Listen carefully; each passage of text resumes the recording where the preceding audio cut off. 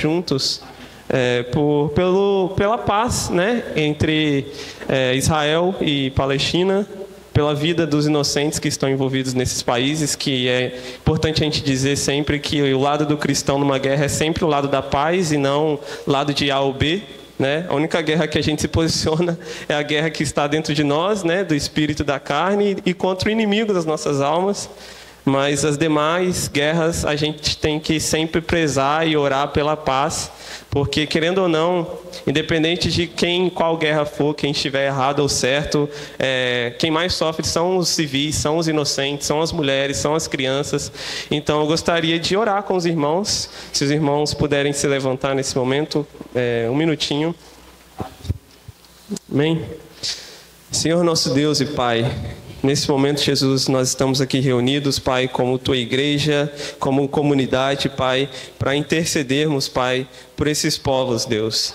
Tanto pelo povo ali no Estado de Israel, Pai, quanto também pelo povo palestino, Deus. Nós oramos para que o Senhor os guarde, Pai, nesse momento de tensão, Pai. Nós sabemos que há homens maus em todos os lugares, em todos os países, em todos os governos, e somente o Teu governo é santo, e o Senhor, Pai, pode, Pai, nós oramos para que o Senhor preserve o máximo possível a vida dos inocentes ali que estão sofrendo, Pai. Pelas mães que estão perdendo seus filhos, pelas mulheres que estão sendo violentadas, pelos inocentes, Pai, que estão sofrendo devido às ações de homens, Pai, que estão sobre seu domínio, que são seus líderes, Pai.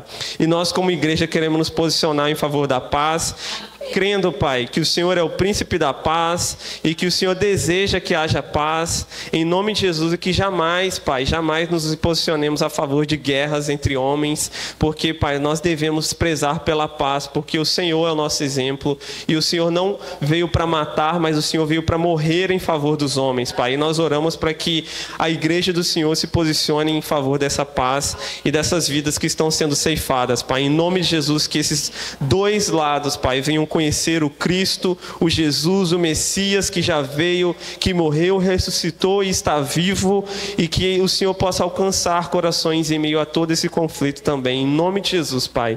Amém, Pai. Amém. Irmãos, gostaria de pedir que os irmãos abram em 2 Coríntios capítulo 3. Eu vou ler aqui no celular porque a versão daqui é um pouco diferente. Eu vou ler na Nova Almeida atualizada. Nós iremos ler a partir do verso 3, né? E até o final do capítulo, espero não prolongar muito hoje, porque amanhã os irmãos vão trabalhar, a gente vai viajar, então a gente não pode ficar aqui até amanhã, né? Então, a partir do verso 3, 2 Coríntios 3, diz assim: vocês manifestam que são carta de Cristo, produzida pelo nosso ministério, escrita não com tinta, mas com o Espírito do Deus vivo, não em tábuas de pedra, mas em tábuas de carne, isto é, nos corações. E é por meio de Cristo que temos tal confiança em Deus, não que por nós mesmos sejamos capazes de pensar alguma coisa como se partisse de nós. Pelo contrário, a nossa capacidade vem de Deus, o qual nos capacitou para sermos ministros de uma nova aliança, não da letra, mas do Espírito, porque a letra mata, mas o Espírito vivifica.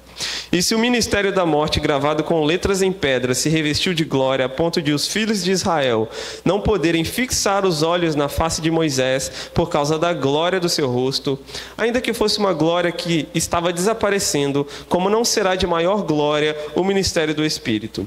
Porque se o ministério da condenação teve glória, em muito maior proporção será glorioso o ministério da justiça, pois neste particular o que era glorioso já não tem mais glória diante da glória atual, que é muito maior. Porque se o que estava desaparecendo teve a sua glória, muito mais glória tem o que é permanente.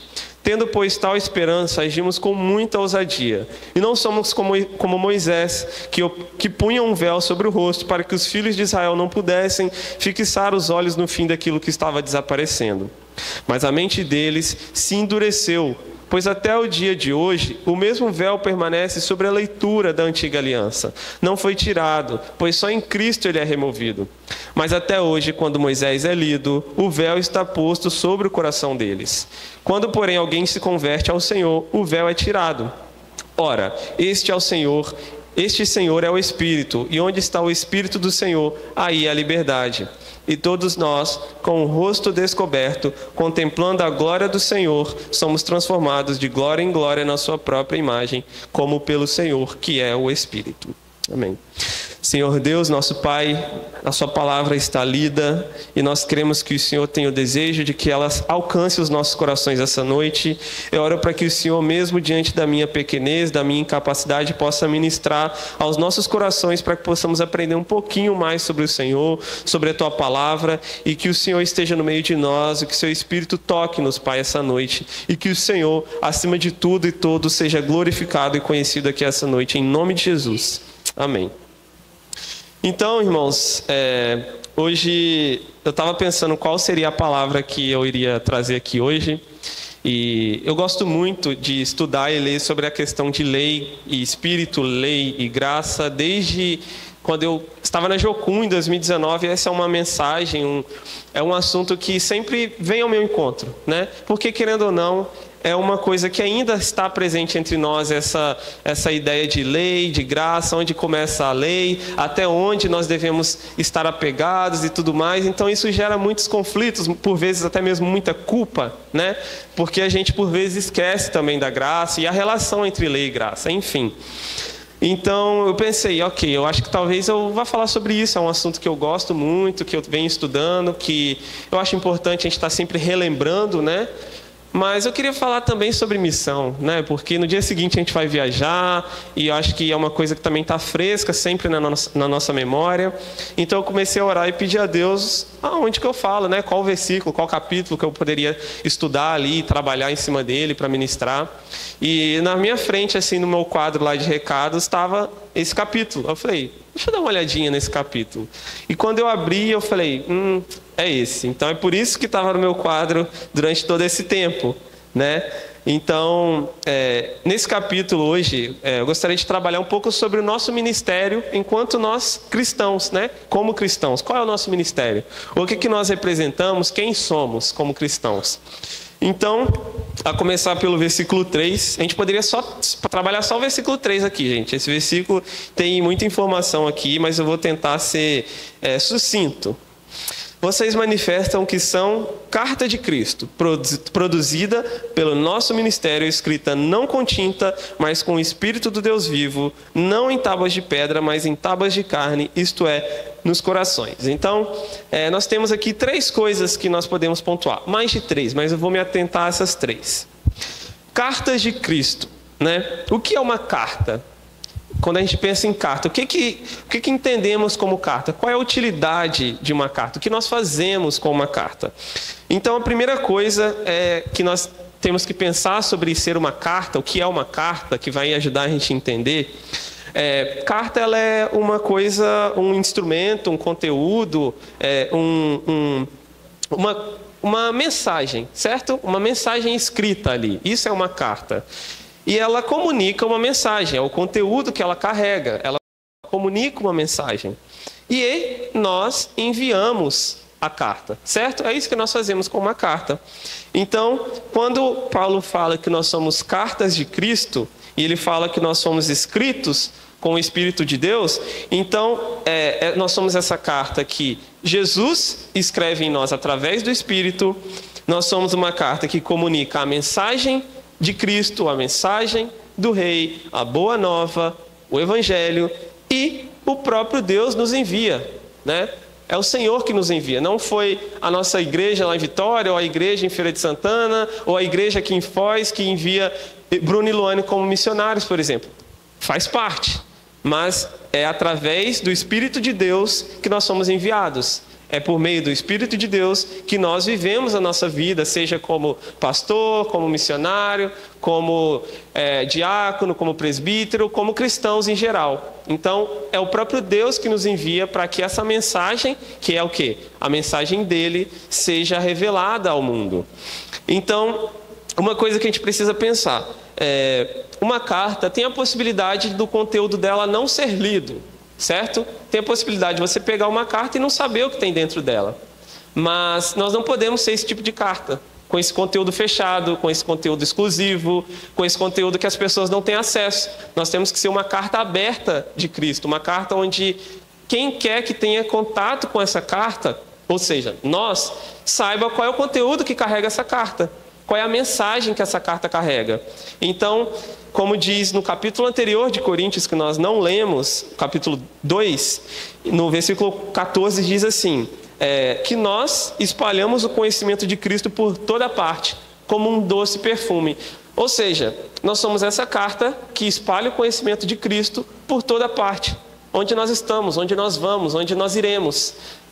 Tem que ser proclamada essa mensagem tem que estar explícita. As pessoas que olham para nós no seu trabalho, na sua escola, faculdade, onde quer que seja, elas precisam bater o olho em você e pensar, essa pessoa é uma carta de Cristo. Eu sei qual é a mensagem que essa pessoa carrega.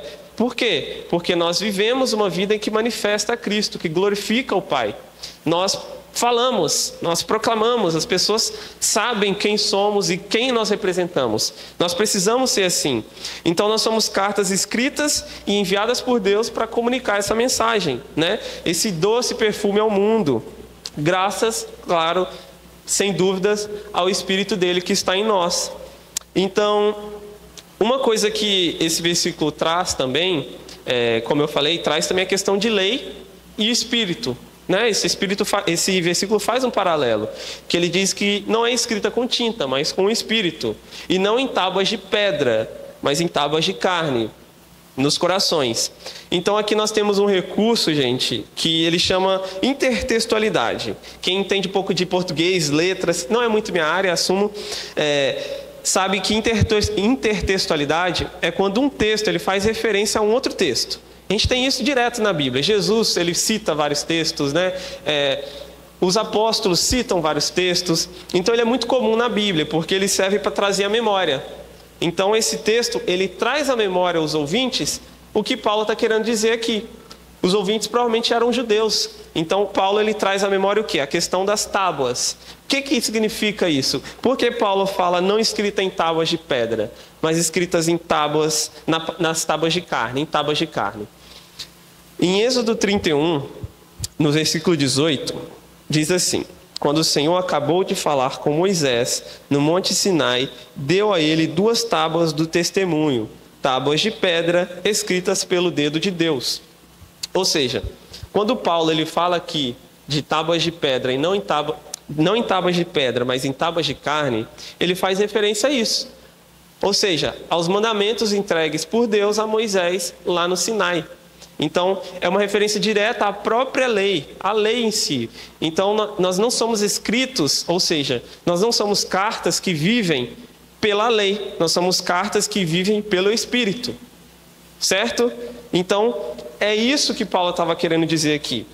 Mas qual que seria esse objetivo dessa lei, né? Que é tanto falada, relembrada e que é tão presente na Bíblia que muitas vezes a gente tem tanta dificuldade em entender? O primeiro objetivo mais claro é mostrar a santidade de Deus. Quando você vê a lei perfeita, santa, que não tem erros, você fala, essa lei aqui ela representa aquele que, né, manifestou essa lei, aquele que entregou essa lei. Então, nós vemos a santidade de Deus. O segundo objetivo é educar e tornar o povo santo, para que esse povo pudesse manifestar a Deus. E o terceiro objetivo é para mostrar a incapacidade do povo também. Por quê? Porque quando você vê que a lei ela é perfeita e você não consegue seguir essa lei, você vê, então eu sou imperfeito e eu não consigo me salvar sozinho. Tiago diz que se você tropeça em um ponto da lei, você é culpado de quebrar toda a lei. Isso era o que o povo vivia. O povo ainda não tinha esse conhecimento da graça. Eles não viviam por meio do Espírito, que não havia sido derramado ainda. Então eles constantemente lutavam contra isso. E é por isso que a gente vê no Novo Testamento que os responsáveis pela lei, os fariseus, os que escreviam, os escribas, eles começaram a criar leis sobre leis para que o povo conseguisse seguir a lei. Ou seja, não pode, descanse no sábado, né? Não viole o sábado. O que eles começaram a fazer? Olha, é o seguinte, então para não violar o sábado, é proibido você caminhar na rua no sábado. É proibido você fazer qualquer tipo de trabalho manual no sábado. Começaram a criar leis e mais leis e mais leis para ajudar o povo a seguir a lei. Então Paulo ele quis fazer o que aqui? Olha, vocês são cartas de Cristo, mas vocês estão escritas com o Espírito, tá? Não é com a lei. Não é com essa lei que vocês vão caminhar, vocês não vão viver as suas vidas baseados nessa lei. Sim, ela é importante, mas não é ela que os conduz e que os guia. Não é porque você é uma pessoa... Você não vai conseguir ser uma pessoa totalmente obediente à lei. Sem o Espírito, não. Você não consegue viver. Você não consegue manifestar que é uma carta de Cristo. Então, Paulo está trazendo isso à memória do povo. Em Romanos diz que, em Romanos 3, ninguém será justificado diante de Deus por obras da lei, pois pela lei vem o pleno conhecimento do pecado. Ou seja, o que a lei faz ela revela quem Deus é, ela torna o povo diferente, mas ao mesmo tempo ela mostra que o povo é incapaz de se salvar sozinho. O povo não consegue. Então esse é o objetivo da lei. E outra coisa que nós observamos nesse versículo é a questão das tábuas de carne.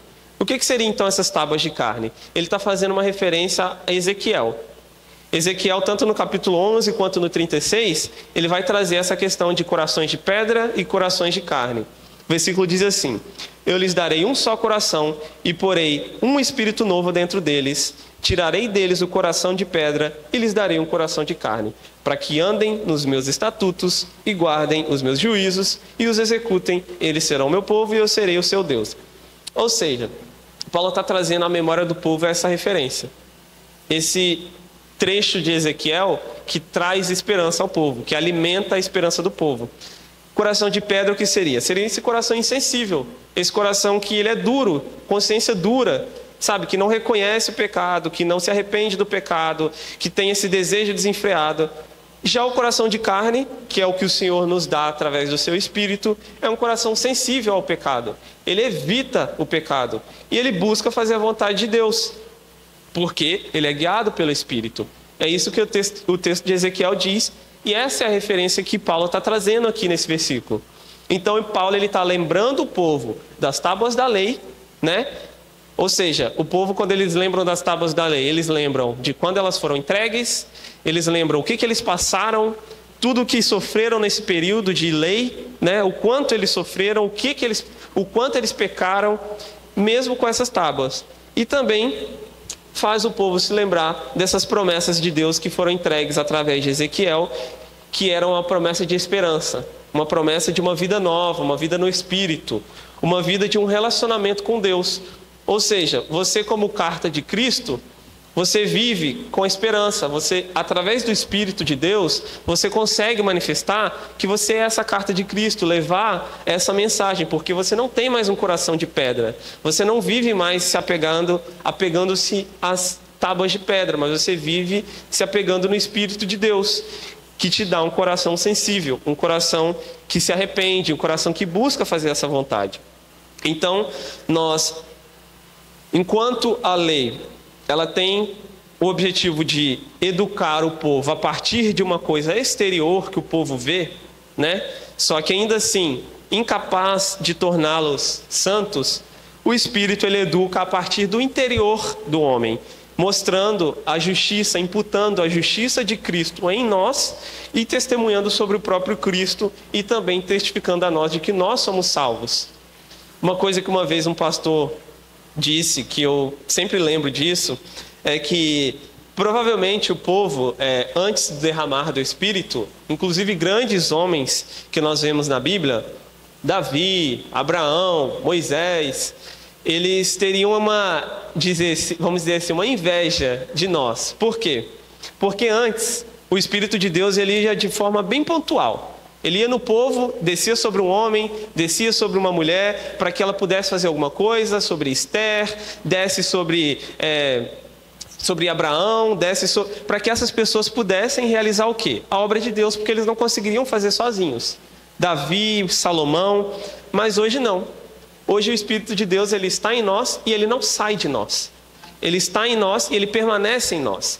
Não é uma descida momentânea.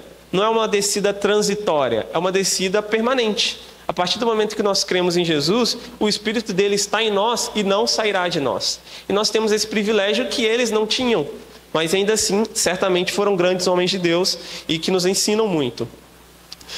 No versículo 4, 5 e 6 diz: e é por meio de Cristo que temos tal confiança em Deus, não que por nós mesmos sejamos capazes de pensar alguma coisa como se partisse de nós. Pelo contrário, a nossa capacidade vem de Deus, o qual nos capacitou para sermos ministros de uma nova aliança, não da letra, mas do Espírito, porque a letra mata, mas o Espírito vivifica. Então, uma coisa aqui que fica bem clara para nós é que essa capacidade não vem de nós. Não vem de nós, assim como não vinha dos apóstolos, não vinham dos homens e mulheres do Antigo Testamento. Não vinha de nós, vem do Espírito de Deus. Essa confiança que nós temos em Deus, ela vem dele e não nossa. Independente do quanto a gente estuda, independente do quanto a gente se capacita, independente do quão dispostos nós estejamos ou nos esforcemos, enfim, não vem de nós. É importante que estejamos à disposição, mas essa capacitação ela vem de Deus. É dele que vem, porque é do interesse dele que isso aconteça, que sejamos essa carta de Cristo. Então, mas ele nos capacita para sermos ministro de uma nova aliança, né? Não da letra. Nós não somos ministros da letra, da morte, mas do Espírito, que ele dá e compartilha a vida. Ou seja, ele dá a vida para nós, né? Ele possibilita que a gente viva, que estejamos vivos, e ao mesmo tempo, através de nós, ele compartilha essa vida com as outras pessoas. Não é uma coisa que para em nós. Bênção nunca é sinônimo de exclusividade. Bênção é compartilhar. É por isso que nós ceiamos. É por isso que nós nos assentamos à mesa. É por isso que Jesus se assentava à mesa. Porque bênção é isso. Bênção é dividir. Bênção é compartilhar. Vida é compartilhar. E é assim que a gente vive em comunidade. É vida na vida. É assim que o Senhor nos ensina. É assim que o Senhor nos capacita. É assim que o Senhor cuida de nós. Nós, por exemplo, somos extremamente cuidados através da vida de vocês.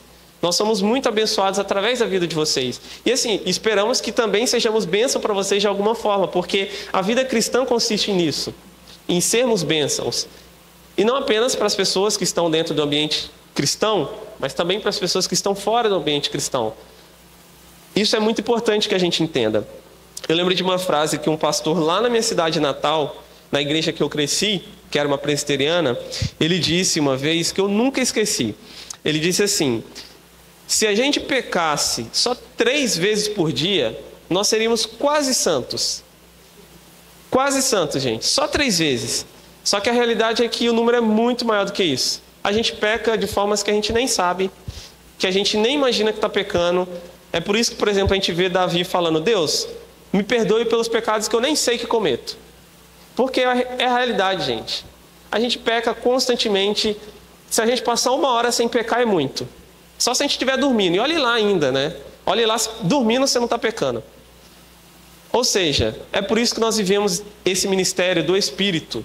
Porque se a gente viver pautando-se na lei, achando que é a lei que vai nos salvar, achando que é seguirmos a lei que vai nos entregar essa salvação, que vai nos permitir viver com Deus, a gente está muito lascado. Está muito lascado, porque a gente não tem essa capacidade. A gente não tem. Pessoalmente, eu me considero, trazendo essa questão agora de é o Senhor que nos capacita, como diz esses versículos, eu sou uma pessoa naturalmente insegura. Eu sou uma pessoa insegura. Eu, quando preparo, por exemplo, uma mensagem, gente, eu penso em tudo que pode dar errado, em tudo que eu posso fazer de errado, em tudo que eu posso falar de errado. Eu falo: meu Deus, não permita que eu atrapalhe aquilo que o Senhor deseja falar. Eu tenho medo de ler um versículo da Bíblia e falar o oposto dele. Eu falo: amor, faz sentido isso aqui? Aí eu vou e falo: eu estou pensando em falar assim. Eu leio o versículo e falo: eu acho que eu entendi isso aqui. Eu estudei, eu entendi isso daqui. Eu pego outras coisas, comentários, às vezes, algum livro, às vezes até tento traduzir o que está escrito no original para ver se tem o sentido que eu estou tentando entender, que eu estou entendendo. E eu fico pensando: gente, misericórdia, Deus, me perdoa se eu falar alguma coisa errada. E assim, se eu não falar nada errado em cada vez que eu ministro, eu estou muito feliz, gente. Estou muito feliz, porque eu sou incapaz. Eu sou limitado. Eu sou finito. Eu não consigo entender, eu sempre falo isso, não consigo entender completamente Deus, mas a gente está sempre tentando. E é importante a gente sempre tentar buscar, conhecer, caminhar com Ele, se relacionar com Ele. Mas assim, a gente ainda assim, enquanto estivermos nessa terra, a gente ainda está sujeito a cometer erros, a interpretar errado, a entender errado, a passar errado. Então, às vezes a gente faz isso por insegurança, por medo, ansiedade, falta de sabedoria, negligência. A gente erra de inúmeras formas. E eu tenho constantemente Deus, eu sei que o Senhor me perdoa, eu sei que o Senhor é gracioso e eu quero fazer certo. Me ajude a viver da forma correta. Me ajude a compartilhar a sua mensagem da forma correta. Entendendo que ainda assim, provavelmente eu vou errar. Mas, por entender que Ele ainda assim fará a obra dele, independente de mim, inclusive através de mim, fraco e limitado como sou, isso me dá tranquilidade. Porque a graça dele, ela não depende de mim. Ela flui através de nós, ela flui em nós, mas ela não precisa de mim para que ela seja efetiva. Ela não precisa das minhas obras para que ela seja efetiva na minha vida, e ela não precisa das minhas obras para que ela seja graça na vida de outro. Entende? Então, é importante a gente entender isso para que a gente não se martirize, mas óbvio, sempre busque viver de acordo com a vontade de Deus. Porque esse buscar, essa tentativa de viver de acordo com a vontade de Deus, mesmo que a gente tropece, isso significa que nós não vivemos mais na carne, que tem alguma coisa ali que é o Espírito que chama, que está nos incomodando. Precisa ter alguma coisa nos incomodando, aquela coisa na nossa consciência, poxa, não está certo, está errado. Precisa ter. Tem. Se a gente tem o Espírito de Deus, vai nos incomodar quando a gente erra. Às vezes, se não temos conhecimento, pode ser que passe despercebido, mas aí que entra a misericórdia de Deus. Deus, me perdoe pelos pecados que eu cometi e que eu não sei. Né? Quando a gente pensa, por exemplo, sobre a viagem que nós vamos começar amanhã, gente, a gente não tinha nem, recurso nenhum para fazer uma coisa dessa. Se a gente juntasse durante 10 anos, quem sabe a gente conseguiria ir para um dos lugares que a gente vai. Mas é pela graça de Deus que a gente consegue. É pela capacitação que Deus dá para que a gente viva, para que a gente fale, para que a gente contacte pessoas, mas ainda assim é pela graça dele que ele toca corações para que a gente consiga fazer isso, para que a gente viva na missão, para que a gente consiga ter o sustento do nosso dia a dia, o pão de cada dia. É totalmente por graça e misericórdia dele. E quando a gente pensa sobre a questão de ser uma carta, gente, ela não se escreve sozinha e muito menos envia a si mesma. Só que assim como o povo de Corinto, nós somos essa carta de Cristo, né? Capacitados e capacitadas por Ele para levar essa mensagem. Nós, muitas vezes, isso é um grande problema, nós vivemos como ministros da velha aliança, né? Quando a gente não fala com as pessoas as palavras de graça que Jesus nos entregou, quando a gente não revela o ministério de graça que nós fomos incumbidos a viver, e esse ministério da reconciliação que foi entregue a nós, reconciliando as pessoas com Deus. Isso é viver como ministros da velha aliança, que muitas vezes só sai das nossas bocas palavras de morte, palavras de maldição, palavras que entregam aos outros culpa e condenação. Mas não é assim que a gente tem que viver, porque de nós só deve fluir graça. Não pode sair de uma fonte dois tipos de coisa, graça e desgraça, entende? Precisa sair graça de nós, precisa fluir graça de nós. Nós precisamos ser esse doce perfume de Cristo, e não aquele perfume que não é perfume, né? Aquele perfume de ônibus lotado às 6 horas da tarde, voltando do trabalho suado. Não é esse perfume que temos que ser. Precisamos ser esse doce perfume de Cristo. No versículo 7, está escrito assim, vamos ler do 7 ao 16, pulando alguns trechos apenas. E se o ministério da morte, gravado com letras em pedras, se revestiu de glória, a ponto de dos filhos de Israel não poderem fixar os olhos na face de Moisés por causa da glória do seu rosto, ainda que fosse uma glória que estava desaparecendo, como não será de maior glória o ministério do Espírito?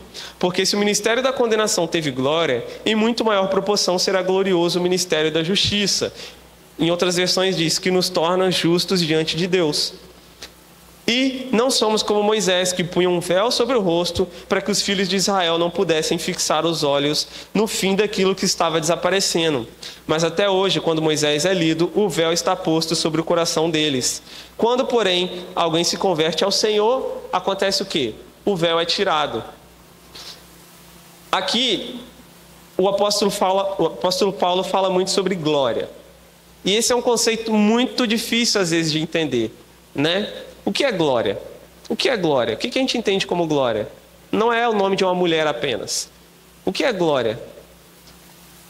Eu trouxe uma definição aqui que eu gosto muito do Stephen Hawthorne, que ele diz que glória é a beleza relacionada com aquilo que o coração almeja até que ele efetivamente alcance.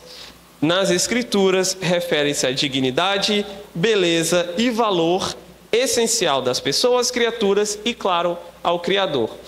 Ou seja, gente, o que é glória então?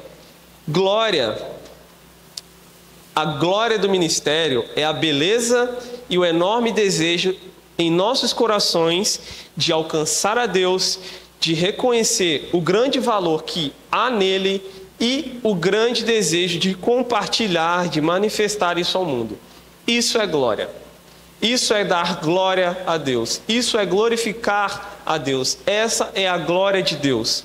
E essa glória, ela é permanente. Ela não é uma glória transitória. E nós vivemos um ministério glorioso. O ministério cristão, e aqui eu não falo só para pastores, missionários, apóstolos, evangelistas, diáconos, presbíteros, mas de todos os cristãos, é um ministério glorioso. É um ministério com glória excessiva, porque está diretamente conectado com a presença de Deus através do Espírito. É um ministério glorioso, mais do que o ministério de Moisés, como diz o apóstolo Paulo. Tem mais glória do que o ministério que Moisés exercia. Isso não significa que o ministério de Moisés não era glorioso, mas, como eu falei, ele não tinha o privilégio de ter o próprio Deus dentro dele permanentemente. Nós hoje, gente, através do Espírito, e Jesus fala isso, podemos fazer coisas que nem ele havia feito, quanto mais aqueles antes dele. Porque nós temos o Espírito Santo. Isso não significa, obviamente, que somos melhores. Isso significa que nós temos o privilégio de ter aquele que é melhor constantemente, permanentemente. E ele que faz. Quanto mais presença de Deus, mais glória há. Por isso que é um ministério mais glorioso do que o de Moisés. Entende? Porque o ministério de Moisés, como eu falei, o Espírito Santo ele descia em momentos específicos para realizar determinadas obras. Já o ministério hoje que nós vivemos como cristãos é um ministério em que o Espírito Santo desceu e já era, não sai mais. Ele desceu, ele pega cada um de nós, digamos assim, né? Eu não gosto muito dessa expressão, mas entenda. É um ministério que o Espírito Santo desceu e agora não tem como sair mais, gente. E, obviamente, devemos alimentar esse Espírito, viver nesse Espírito. E não precisamos nos esconder através de um véu, como faria Moisés, como fazia Moisés, para impedir as pessoas de verem acabar a glória, porque a glória ela não se acaba mais, ela não é temporária, ela não é transitória, é uma glória permanente, porque o Espírito permanece em nós. Por isso que nós não precisamos nos esconder atrás de um véu. A gente não precisa e a gente não deve viver uma vida de glória transitória. O que é uma vida de glória transitória? É quando a gente só vive o Evangelho, é quando a gente só busca a Deus, quando a gente só se interessa por Jesus, quando a gente está no ambiente de igreja, ou em outro ambiente religioso, ou quando a gente está saindo desse ambiente. Não, é sempre, em todo lugar. Em todo lugar que nós estivermos, em todo tempo, com quem a gente estiver, a gente precisa viver esse ministério de glória permanente. A gente precisa manifestar essa glória que é permanente. A gente precisa dar a glória devida àquele que é devido receber essa glória. Se a gente só vive o ministério cristão, ou se a gente só vive o Evangelho, se a gente só se interessa por Jesus, se a gente só busca a Deus quando a gente está na igreja, a gente está vivendo um ministério de glória transitória. A gente não está vivendo um ministério de glória permanente que vive no Espírito. Porque o Espírito ele não cai sobre a igreja só dentro da igreja. Ele não está sobre nós só quando a gente está aqui louvando, só quando a gente está aqui ouvindo a palavra. Ele está em nós em todo o tempo. Quando você vai na padaria, o Espírito Santo está em você. Quando você vai na farmácia, o Espírito Santo está em você. Quando você está no trânsito ali, o Espírito Santo está em você.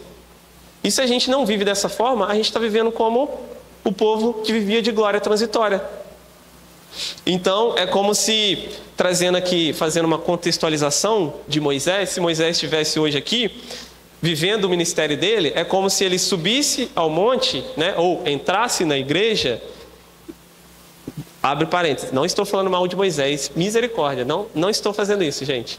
Entenda, apenas explicando como era o ministério de Moisés e a glória que nós temos hoje de viver esse ministério que nós vivemos com o Espírito Santo. Então é como se Moisés ele entrasse na igreja e ali ele tivesse acesso à glória de Deus, ou nós, como se nós fôssemos Moisés, vivendo esse ministério de Moisés, e na igreja a gente tivesse acesso à glória de Deus, só que saindo da igreja a gente se escondesse atrás de um véu, né? Impedindo que as pessoas de fora da igreja vissem a glória que a gente teve acesso, mas que estivesse sumindo. Não é assim que a gente tem que viver, porque essa glória ela não some mais. A gente não precisa se esconder atrás de um véu ao sair da igreja, porque a glória ela não some, a gente não precisa esconder isso, né? Porque Moisés ele escondia o rosto, por quê? Primeiro, porque ele não queria que o povo visse que a glória que estava sobre ele sumia, estava sumindo. Ele não queria que o povo visse essa glória desaparecendo. Então a gente não precisa mais se esconder atrás desse véu. E esse véu às vezes é religiosidade, né, que nós temos, às vezes são as vestimentas que nós achamos que nos faz mais santos, os jargões que nós usamos, as palavras maravilhosas do Senhor, bendito, amado. Não, a gente não precisa se esconder mais atrás disso, porque nós não temos mais essa glória transitória. Nós não temos mais esse Espírito que cai apenas em momentos específicos e volta. Não, é permanente, gente. A gente precisa viver esse ministério de glória permanente. A glória, ela nos acompanha. A gente não precisa mais se esconder atrás do véu. E essa mesma glória, esse mesmo Espírito, ele está com a gente em todos os lugares, como diz no verso 16. No verso 16 diz... Cadê? Verso 16. Quando, porém, alguém se converte ao Senhor, o que acontece? O véu é tirado. Ou seja, por que a gente vive atrás do véu, escondendo a glória do Senhor, ignorando que o Espírito dele está em nós, se o véu já foi tirado? A não ser que a gente não tenha se convertido. A não ser que a gente não esteja vivendo como alguém que se converteu, para se esconder atrás desse véu. A gente tem se escondido atrás desse véu? Ou será que o véu, quando rachou de cima a baixo, quando Jesus foi crucificado, ele foi remendado? A gente remendando o véu que foi rasgado. Como que a gente está vivendo? Agora, para a gente finalizar, hoje foi curtinho mesmo, em nome de Jesus, obrigado, Deus. No versículo 17 diz: ora, este Senhor é o Espírito, e onde está o Espírito do Senhor, aí a liberdade. E todos nós, com o rosto descoberto, contemplando a glória do Senhor, somos transformados de glória em glória na sua própria imagem, como pelo Senhor, que é o Espírito. Ou seja, o Espírito ele nos traz liberdade. O Espírito ele nos traz essa liberdade das amarras que o povo vivia. Por quê? Como eu falei, o povo eles criavam leis em cima de leis na tradição, né?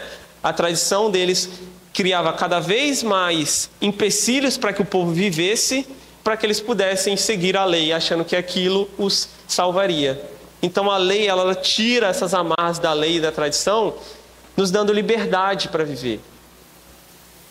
Claro, gente, pelo amor de Deus, liberdade para viver não é liberdade para pecar, né?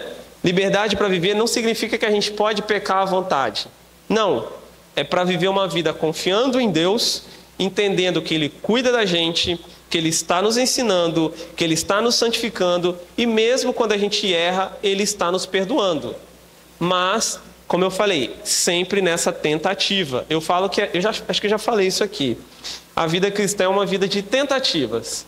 A gente não consegue ser santos que não erram em nenhum momento. Mas a gente tem que estar sempre tentando. Tem que estar sempre tentando.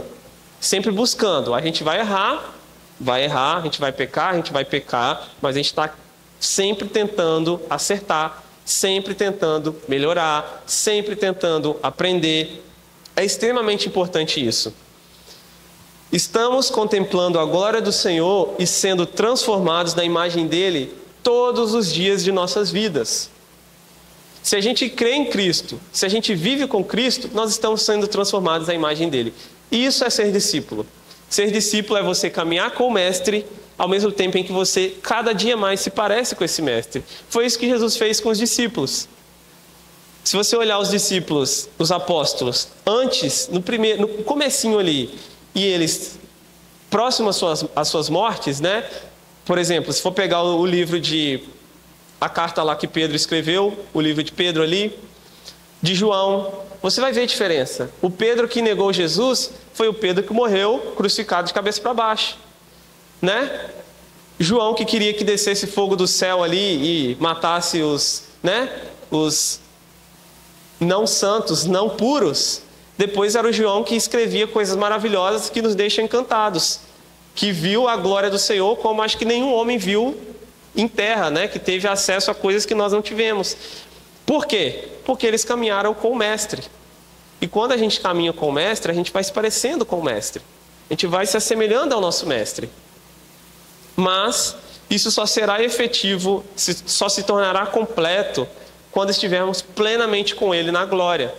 Mas estaremos constantemente vivendo essa vida já para manifestar essa glória, tentando sempre acertar. Isso é extremamente importante. E quando errar, em nome de Jesus, entendamos sobre a graça do Senhor que nos alcança. E não sobre a culpa que nos condena, porque a culpa não vem do Senhor, gente. A culpa ela vem de Satanás. É ele que traz culpa sobre nós. Quando a gente entende que o Senhor ele nos abraça, se a gente realmente deseja caminhar com Ele, se a gente se arrepende, Ele nos acolhe, essa culpa não nos alcançará. Pelo menos não por muito tempo.